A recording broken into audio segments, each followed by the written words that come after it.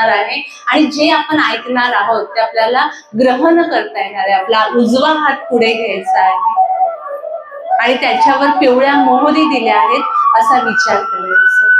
डोक्यावरनं फिरवायचं आहे। ओम चैतन्य गगनगिरी नाथाय नमः। ओम चैतन्य गगनगिरी नाथाय नमः। शेवटचं ओम चैतन्य गगनगिरी नाथाय नमः। त्या मोहरी घ्यायच्या आणि खिडकीतनं बाहेर टाकतोय असा विचार करायचा आहे। घरातल्या सगळ्यांच्या अंगावरनं दारावरनं असं करायचं आहे। हात झटकायचे आहे, हातपाय धुवून जागेवर बसायचं, डोळे बंद।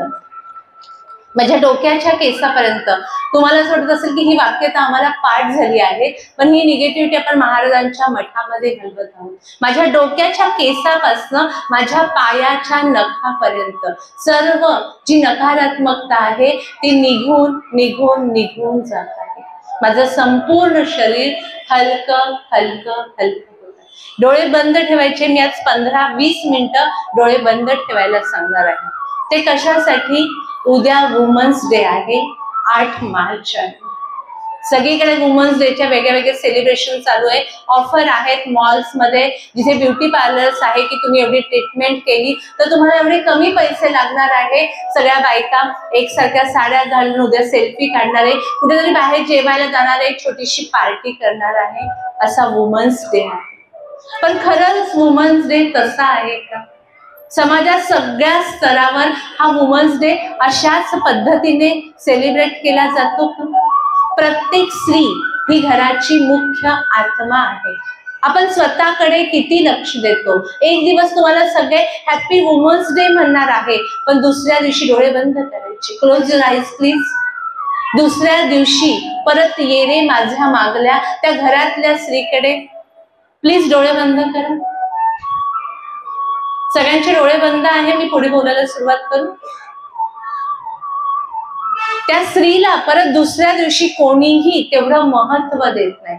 एक विशिष्ट क्लास आहे जिथे एज्युकेटेड लोक आहेत, तिथे थोडी तरी आहे, पण मध्यमवर्गीय निम मध्यमवर्गीय वर्गामध्ये त्या समाजामध्ये स्त्रीची अवस्था काय आहे?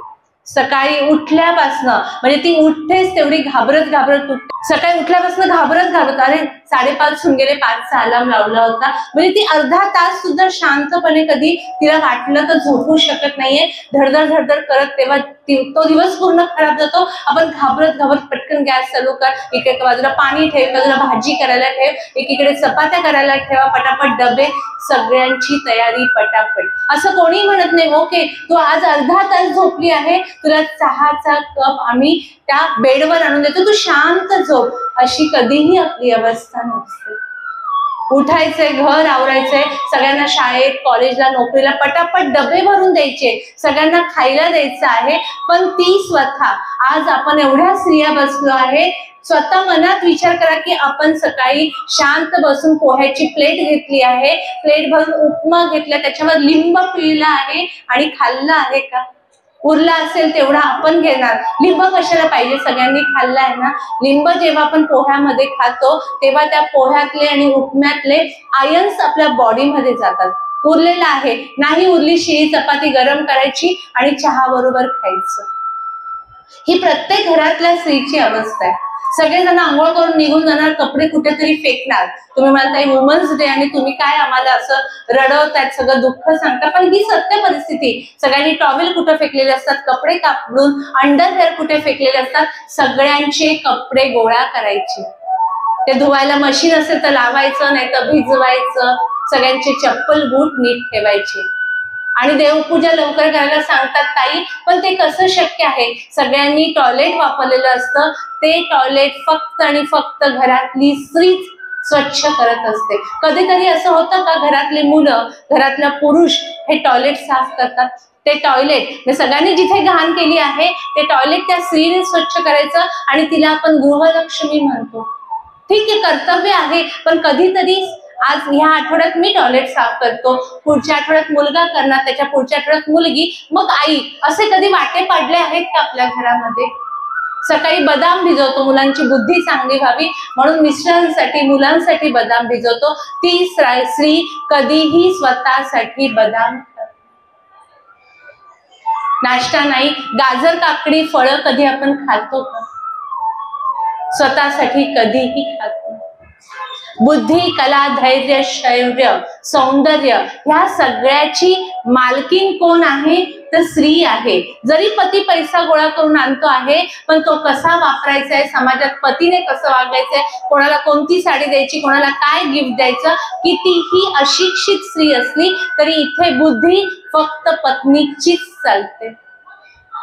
तिच्या पोटामध्ये कस्तुरी आहे, ज्ञान तिच्या पोटात आहे, पण कस्तुरी मृग जसा त्या कस्तुरीच्या सुगंधासाठी सर्वत्र फिरतो आहे, तशी ह्या स्त्रीची अवस्था आहे. स्वतःला विसरली आहे आणि धावत सुटली आहे. कुठेतरी एखादीचा नवरा जीन्सची पॅन्ट आणि टी शर्ट घालू देतो, तेवढं तिला मॉडर्न झाल्यासारखं वाटतं. पण खरंच जीन्सची पॅन्ट आणि टी शर्ट घालून आपण मॉडर्न होत आहोत का? विचाराने आपल्या घरातले तेवढे मॉडर्न होत आहेत का? त्यापेक्षा प्लेटभर जेवण तिला कधी समोर म्हटलंय की आज तू पहिल्यांदा जेवायला बस आणि आज आम्ही बनवतो, असं कधी होतं का? आज रविवार आहे, आम्हाला सगळ्यांना सुट्टी आहे, त्या दिवशी स्पेशल इडली पण करा, पुरी पण करा, भाजी पण करा, आणखीन काहीतरी गोड करा. त्या दिवशी असं कोणी म्हणतं की नाही आम्हाला सुट्टी आहे, आज तू पण सुट्टी घ्यायची, आज आपण बाहेरून जेवण आणायचं, असा कोणी विचार करतं का ह्या स्त्रीसाठी? आणि ही वेड्यासारखी तो कस्तुरी मृग जसा धावत धावत धावत असतो तशी धावत असते. आयुष्यभर हिच्या दिव्यावर जशी काजळी आली असते, तिच्या मनावर काजळी आलेली असते. ज्योत से ज्योत जलाओ. प्रत्येक स्त्रीने, म्हणजे जिथे सासू स्त्री आहे, आई स्त्री आहे, तिने आपल्या मुलीची, आपल्या सुनेची ही काळजी घ्यायची की जी माझी कुचंबना झाली आहे ती माझ्या मुलीची, ती माझ्या सुनेची होऊ द्यायला नाही पाहिजे. स्त्री हा चंद्र आहे, प्रकाश देते, पण तो कसा प्रकाश आहे? तो शीतल प्रकाश आहे. तिच्या प्रकाशाने कोणालाही चटका लागत नाही. पुरुषही प्रकाश देतो, पण त्याचा प्रकाश हा सूर्यासारखा प्रखर आहे आणि स्त्री ही चंद्रासारखी शीतल आहे, भावनिक आहे. त्याच्यामुळे ती लवकर, जर एक सर्वे झालेला आहे, त्या सर्वेमध्ये रुग्णांमध्ये स्त्रियांची संख्या कुठेतरी आज जागृत होण्याची आवश्यकता आहे. रुग्णांमध्ये स्त्रियांचं प्रमाण जास्त आहे.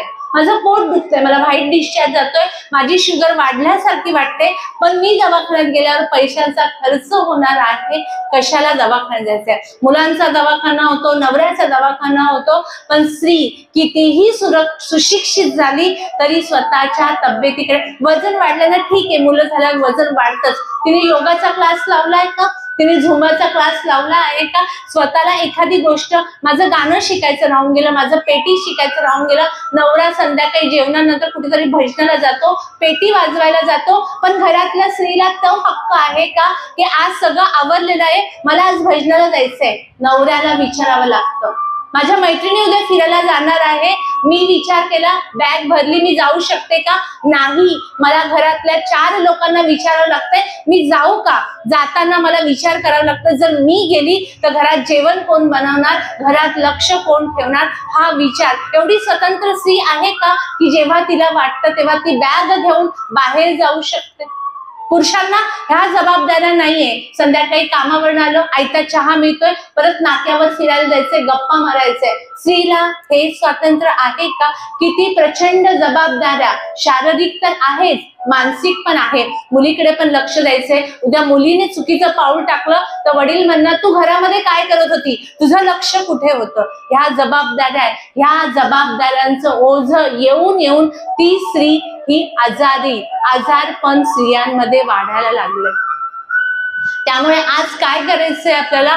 वुमन्स डे जीन्सची पॅन्ट घालायची नाही, पिक्चर बघायला जायचं नाही, लिपस्टिक लावायची नाही, याच्याने आपण मॉडर्न होत नाही. तर आपल्याला खऱ्या अर्थाने जागृत व्हायचं आहे. काय करायचंय? घरातली कामं करायची. उद्या वुमन्स डे असू दे, नाही तर लग्नाचं, नाही तर स्वतःचा वाढदिवस असू दे, घरातली कामं चुकत नाही. घरातली जी कामं सकाळपासून आपण करतो ना, स्वतःच्या आरामाचा विचार करत नाही. हे करताना विचार करायचंय, मी थोडस आवरलंय, मी थोडा 1 कप चहा, कॉफी किंवा एखादा ज्यूस घेतलाय, थोडा वेळ सोफ्यावर बसायचंय, छान टीव्हीवर गाणी लावायचंय किंवा काहीतरी चांगलं ऐकायचं आहे आणि एक 10 मिनिटं आराम करायचंय. अरे बापरे, मी आराम केला तर सासू काय म्हणेल किंवा घरातली सगळी कामं राहतील, हा विचार आपण करतोय. 10 मिनिटं आराम करा, परत उठा आणि कामाला लागा. जर मध्ये मध्ये तुम्ही हा 10 मिनिटाचा आराम नाही केला तर तुम्ही अनंताला प्रिय होणार आहे. हा अनंत म्हणजे मृत्यू आहे, लवकर मृत्यूला जाणार आहे. आमच्या सासूबाई शेतकरी होत्या अखंड, मी त्यांना कधी दुपारी झोपलेलं बघितलं नाही, पहाटे 4 नंतर मी त्यांना झोपलेलं बघितलं नाही. आराम ही गोष्ट त्यांना कधी माहिती नव्हती. प्रत्येक कामाच्या मध्यभागी विश्रांती घ्या, हे कुठल्याही प्रकारचं पाप नाहीये. बसा, मुठभर शेंगदाणे घ्या, पॉपकॉर्न घ्या, भिजवलेले दाणे घ्या, हरभरे खा, अशी वेगळी कडधान्य जे आपल्या पतीसाठी, त्यांनाही भिजवा, त्यांनाही वाटीभर खायला द्या.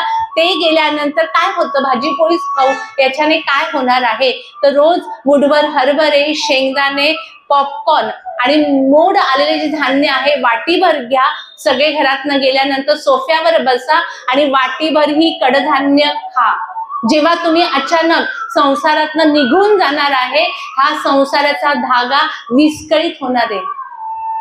पुरुष गेल्यानंतर स्त्री ते घर सांभाळू शकते, पण एखादी स्त्री जर घरातनं जाणार आहे तर ते कुटुंब विस्कळीत होणार आहे. एखादं आवडतं गाणं लावा, सगळं आवरून झालंय, एखादं आवडीचं पुस्तक घ्या, गोष्टीचं पुस्तक घ्या, ते पुस्तक वाचा. सगळं काही आयुष्यात ठरलेल्या वेळेवर होणार आहे. जे स्वामी भक्त आहे त्यांना हे माहिती पाहिजे, मुलाचं लग्न ठरलेल्या दिवशी होणार आहे, त्याला बाळ ठरलेल्या दिवशी होणार आहे. त्यामुळे अट्टाहास करू नका, जीवाची कुत्तर ओढ करून घेऊ नका. माझ्या मुलीचं लग्न कधी होईल, सगळं छानच होईल ना, बाजूच्या मुलींची लग्न व्हायला लागली, अजून माझ्या मुलीचं लग्न झालं नाही, ही स्त्री स्वतःची जी कुत्तर ओढ करून घेते ती करायची नाही. आपण स्वामी भक्त आहोत ना, आपल्याला एवढं माहिती हवं, प्रत्येक गोष्ट ठरलेल्या वेळेवर होत असते. डोकं दुखतंय, आज माझं डोकं दुखतंय, रोज तीच कामं करायची, एक दिवस काम नाही केलं तर तुमच्यावर कोणीही कंप्लेंट करणार नाही. ती कामं तशीच राहू द्या आणि आराम करा. निसर्गाच्या सहवासात घरातली थोडी कामं आवरून झाली किंवा घरातली कामं, मिस्टर मुलं शाळेत गेली, गार्डन मध्ये सकाळी मॉर्निंग वॉकला अर्धा तास तरी, कमीत कमी जायचं तर 1 तास आहे, पण कमीत कमी अर्धा तास वॉकला जायचंय. डोळे बंद ठेवायचे आहेत, अर्धा तास वॉकला जायचंय. वॉक झाल्यानंतर पटकन घड्या, बापरे घरी जायचंय, भांडे धुवायचे, लादी पुसायची, सगळी कामं होणार आहेत. एक दिवस नाही झाली तर काही फरक पडत नाही, 2 दिवसांनी लादी पुसा. गोसावी ताई सांगता घर स्वच्छ करायचंय, पण त्या ताईंना सांगा की आधी माझं शरीर व्यवस्थित राहू दे, मग मी घराची काळजी घेणार आहे. तुमचीच तब्येत चांगली नसणार तर तुम्ही घराची काळजी काय घेणार आहे. 2 दिवसांनी लादी पुसा, आठवड्यातल्या 2दाच कपडे धुवा, गार्डन मध्ये वॉकला जा. वॉक झाल्यानंतर सावलीत सकाळची थंड हवा, ते प्रसन्न वातावरण, त्याचा अनुभव, आता डोळे बंद करतानाही तुम्ही तो अनुभव घेत असाल तर किती प्रसन्न वाटतंय. पायातनं चप्पल काढली, पायाला गवत लागतं आहे आणि आपण एका कोपऱ्याला छान बसले, त्या गार्डन मध्ये मुलं खेळत आहे, पानं फुलं हालत आहे. एखाद्या फुलाला न तोडता स्पर्श करून बघा, त्या फुलांच्या पाकळ्या बघा, त्या ईश्वराची लीला बघा की एक फुलामध्ये एवढ्या असंख्य पाकळ्या किती व्यवस्थित लावल्याय, एकही वाकडी तिकडी नाहीये. निसर्ग किती सुंदर आहे. देवा तू किती सुंदर आहे, तूच मला घडवलंस आहे, तूच मला आई बनण्याचं एवढं मोठं नशीब दिलं आहे. एखादं फुलपाखरू तिथून उडतंय, त्या फुलपाखराकडे बघा, विचार करा तुम्ही फुलपाखरू झाले आहात. 2 पंख तुम्हाला दिले आहे, मांडी घालून त्या गार्डन मध्ये डोळे बंद करून बसा आणि विचार करा की फुलपाखरू झाले तुम्ही. ह्या फुलावरनं त्या फुलावर, त्या फुलावरनं गार्डन मध्ये गोल गोल गोल फिरत आहात. तुम्हाला एवढं रिलॅक्स रिलॅक्स रिलॅक्स वाटणार आहे. घरी आल्यानंतर भाजी पोळी खायचा कंटाळा आलाय, आज मी एखादं साऊथ इंडियन हॉटेल मधनं मला पार्सल मागवते, एक ग्लास भरून ऑरेंज ज्यूस किंवा एक नारळाचं पाणी जाता जाता हातात घेऊन जाते. किती स्त्रिया आहे घरात डॉक्टरने सांगितलं की रोज नारळाचं पाणी प्यायचंय, तरी त्यातलं अर्धा ग्लास पाणी हे मुलांनाच देतात आणि त्या नारळाची मलई ही आपल्या मुलांना नाही तर मिस्टरांना खा ना मला बरं वाटतंय ही सवय. कधी ग्लास भरून ज्यूस पिला आहे, ग्लास भरून ज्यूस आणला तरी तो अर्धा पण मिस्टरांना किंवा मुलांना देतोय. ग्लास भर ज्यूस मागवा, एक प्लेट वडा इडली मागवा, छान प्लेट मध्ये टाका आणि स्वतः त्या दिवशी आज भाजी पोळी नाही खायची, आज मी मला वाटलेलं आहे आणि बाहेरून नाश्ता मागवला आहे. सतत सतत सतत आपण मन मारत असतो, त्या डब्यातली त्या टोपलीतली शिळी पोळीच आपल्या वाटेला येत असते. अशा कुठल्याही कुटुंबातला नवरा म्हणत नाही की तू शिळीच पोळी खायची, पण ती स्त्री जी आहे ना ती एवढी समजूतदार आहे ना, ती खालची पोळी मीच खाऊन घेते. शिळं अन्न खाल्ल्यानंतर पोटाचा त्रास होतो. त्या दिवशी आज वुमन्स डे, मी बाहेरून नाश्ता मागवणार आहे आणि छान ग्लास भरून ज्यूस पिणार आहे. छान गाणं लावलेलं आहे, एखादं जुनं छान गाणं लावलेलं आहे, गझल लावलेली आहे, छान महाराजांची भजनं लावली. सगळं घर आवरलं आहे आणि हळूच मी आरशाजवळ जाऊन बघितलंय आणि आरशात बघते तर काय, डोळ्याच्या खाली काळे वर्तुळ आलेले आहे, चेहऱ्यावर सुरकुत्या आल्या. ह्या मुलांना हा संसार सांभाळता सांभाळता ह्या सुरकुत्या कधी मला भेट मिळाल्या, ह्या डोळ्याची काळी वर्तुळे कधी झाली ही मला कळलीच नाही. मुलीच्या कपाटात गेलीये, फेस वॉश घेतलेला आहे. कधी आपण फेस वॉश लावतो चेहऱ्याला, जाऊ दे ना मुलांना छान दिसतं, आपण आपला साबण आहे तोच तोंडाला लावून घेतो. फेस वॉश घेतलाय, छान चेहरा धुतलाय, केस मोकळे सोडले, छान केस मोकळे. घरात मी एकटी आहे आणि माझा देव आहे, केस विंचरले आहे आणि मुलीचं ते क्रीम घेतलं एवढं महागातलं मॉइश्चरायझर आणि छान चेहऱ्याला ते क्रीम लावले. आज माझीच मी सुंदर दिसते. मी कोणाला तरी छान दिसावी म्हणून मी आज नटत नाहीये, तर माझी मैत्रीण मी आहे, माझी बेस्ट फ्रेंड मी आहे आणि तिला मी छान दिसावी म्हणून मी आरशात बघत आहे, तिच्याशीच बोलत आहे. अगं माधुरी, किती वर्ष निघून गेली, कशी होतीस आणि कशी झाली. हा काळ स्वतः जी ती म्हातारी असते ना, लहानपणी आपण खेळतो, ती म्हातारी तिचं म्हातारपण तुला देऊन गेली आणि स्वतः आकाशामध्ये उंच उंच उडून गेली. ते झाल्यानंतर आपल्या लग्नाचा अल्बम काढायचा. आज वेळ आहे, घरातलं लवकर आवरून झालंय आणि पसारा राहिला तरी राहू दे, आजचा दिवस हा माझ्यासाठी आहे. एखाद दिवशी तो अल्बम काढायचा आहे आणि लग्नातले फोटो बघायचे. ती माळ घालताना फोटोग्राफरने 2 मिनिटं थांबायला सांगितलं होतं, हातात माळ धरायला सांगितली ती, तो प्रसंग. मिस्टर खायला घालत होते लग्नात, तो प्रसंग. ते प्रसंग बघत बघत गालात हसायला येते. केवढे दिवस लोटले आहे, या आठवणी सरसर सरसर सरसर पुढे येतात. त्या नवऱ्याची आठवण काढायची आहे की लग्न झाल्यानंतर पहिले 7-8 महिने रोज घरी आल्यानंतर तो नवरा तोंड भरून कौतुक करायचं, तुझ्या हातचं जेवणच छान आहे, तू छानच आहे. कसे ते सुंदर दिवस होते. आणि आता नवरा बायकोला मुलं असल्यामुळे दोघांना 2 शब्द सुद्धा शांतपणे बसून बोलायला मिळत नाही. घरात कामं जास्त असतील, स्वतः सगळी कामं करायची. 2-3 हजार रुपये वाचवण्यासाठी घरातली कामं स्वतः करू नका. त्यापेक्षा काहीतरी व्यवसाय शोधा आणि घरातल्या कामाला मदतनीस ठेवा. एखादी बाई भांड्याला आणि लादीला ठेवून बघा, 1000-1500 रुपये खर्च जास्त येईल, पण तुम्हाला तो वेळ मिळणार आहे. नाहीतर तो आपला कळकट्ट झालेला गाऊन, त्याला पुसलेले हात आणि तो अवतार स्वतःचा आठवा. तो वेळ मिळणार आहे, तेवढ्यात मी स्वतःकडे लक्ष देणार आहे. कधीतरी पार्लर मध्ये जाऊन मेनिक्युअर पेडिक्युअर करून येणार आहे, कधीतरी फेशियल करून येणार आहे. त्या स्वतःशी, त्या मीशी बोलणार आहे. आजारपण लपवू नका. कुठेतरी सारखं छातीत दुखतंय, किडनीत दुखत आहे, घरातल्यांना सांगत नाही आणि दुखणं आपण अंगावर काढतो आणि ते खूप जास्त झाल्यावर जेव्हा दिसायला लागतो तेव्हा दवाखान्यात जातो. तोपर्यंत हातातनं केस गेलेली असते आणि मृत्यू जवळ आलेला असतो. आणि घरातली जेव्हा एका स्त्रीचा मृत्यू होतो, पूर्ण कुटुंब हे असं विखरून जातं.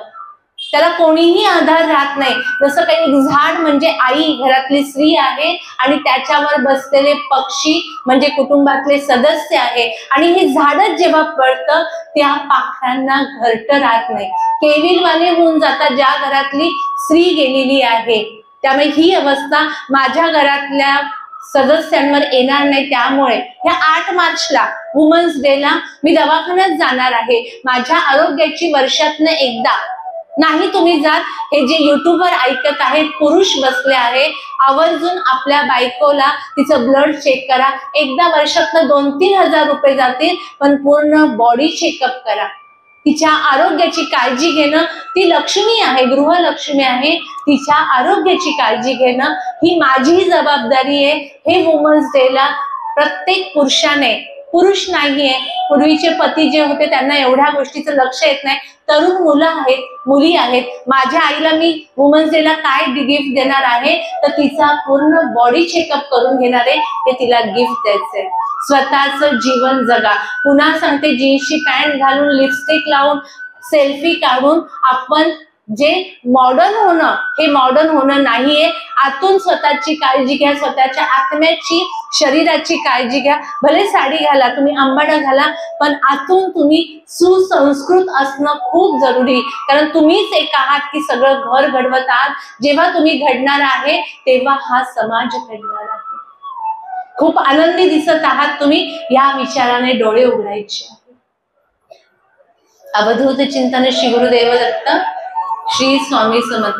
हॅपी वुमन्स डे ऍडव्हान्स मध्ये. उद्या सगळ्यांना जो वुमन्स डे आहे, मला 1 महिन्याच्या आत प्रत्येकाने आपल्या बॉडी चेकअप केलेले रिपोर्ट व्हॉट्सअपवर पाठवायचे. ताई चेक केलेला आहे आणि अगदी बॉर्डरवर सगळं आलं होतं. कोण कोण बॉडी चेकअप करणार आहे? नाही तर मला मठाकडनं बॉडी चेकअप ठेवायला लागेल. हात तरी वरती करा, खोटं महाराजांसमोर खोटं बोल, हात वरती करूया, म्हणजे महाराज पैशाची व्यवस्था करतील. तुम्ही महाराजांना सांगा की इथेच कॅम्प भरू, आपण करूया. मी एखाद्या डॉक्टरशी काहीतरी कोऑर्डिनेट करते आणि बॉडी चेकअप, प्रत्येकाने बॉडी चेकअप करायचं. केसांना थोडासा कलर लावा, पांढरी केस कशाला, खूप म्हातारी झाल्यावर आपण पांढरी केस दिसू द्या, आता तरी छान दिसूया ना, खूप फरक पडतो. माझा कलर जे विकतात त्यांच्याशी कुठलाही अग्रीमेंट नाहीये की मी एवढे कलर विकले किंवा पार्लर मध्ये गेल्या मला कमिशन मिळणार आहे. प्लीज स्वतःची काळजी घ्या. हा खऱ्या अर्थाने वुमन्स डेचा संदेश आहे. आणि फक्त तुम्ही काळजी घेऊ नका, तुमची आई, तुमची बहिणी, तुमची नणंद यांना पण हा मेसेज आहे. वर्षातनं त्या एकदा येतात ना, या वर्षी साड्या नाही घ्यायच्या. नंदेला म्हणायचं, नंदूबाई तुम्ही आलाय ना, या वर्षी आपण तुमचा बॉडी चेकअप करू. आपलीच माणसं आहे ना ती, जावेला सगळ्यांना. जेव्हा एक स्त्री ना आपल्या बाजूच्या सगळ्या स्त्रियांची काळजी घेणार आहे, तेव्हा समाजाची प्रगती होणार आहे. नाही तर वहिनीचा तिरस्कार करायचा, नंदेचा तिरस्कार करायचा, असं नका करू. जेव्हा तुम्ही तुमच्या नंदेची काळजी घेणार आहे ना, तेव्हा तुमची बहिणी तुमची काळजी घेणार. त्यामुळे आपण सगळ्यांची बॉडी चेकअप करू. या वर्षी साडी नाही घ्यायची. ज्या ज्या पाहुण्या येतील ना बायका, साडी नाही, या वर्षी बॉडी चेकअप करायचं आहे. अशा पद्धतीने आपला वुमन्स डे सेलिब्रेट करायचा आहे.